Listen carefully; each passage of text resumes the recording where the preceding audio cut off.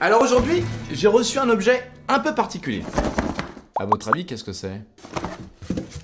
Blockfire.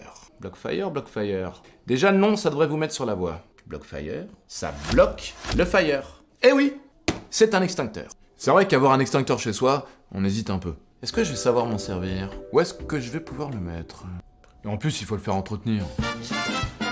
Mais là, on est sur un extincteur toute nouvelle génération. Sympa, hein? Et c'est tout petit. Ça ressemble pas du tout à un extincteur classique. Et c'est plutôt assez léger d'ailleurs, hein? Et ça, c'est le support pour le mettre dessus. Bah oui, parce que sinon ça roule. Donc après, on va se demander où est-ce que j'ai bien pu mettre mon extincteur. Ah, il est là.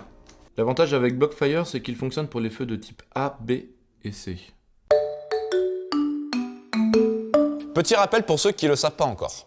Les feux de classe A, ce sont les feux secs, c'est-à-dire bois, carton, tissu, fourrage, coton. Les feux de classe B, ce sont les feux gras, c'est-à-dire hydrocarbures, alcool, huile minérale, etc.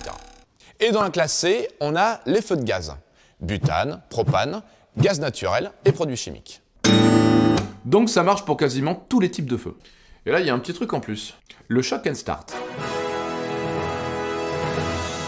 Ça, c'est le truc qui fait que ça start quand ça choque. En termes scientifiques, ça permet à l'extincteur de se déclencher à l'impact.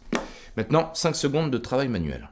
On connecte le fil qui sort de la boule, on enlève la protection, et on colle le shock and start au centre du petit cercle blanc. Et ben voilà! Blockfire, c'est un extincteur qui s'utilise de deux façons. Soit on le pose sur son support dans un endroit où il pourrait y avoir un risque d'incendie, et là, si un feu se déclare, la boule extinctrice se déclenche automatiquement au contact des flammes.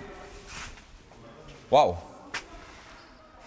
Ce qui est cool, c'est que c'est une poudre sèche, sans additifs. Elle n'est pas corrosive et pas dangereuse, ni pour l'homme, ni pour l'environnement. Un coup d'aspirateur et hop, c'est propre. Deuxième possibilité, vous vous trouvez en présence d'un départ de feu, et là, immédiatement, je cours récupérer mon Blockfire, j'enlève la petite languette.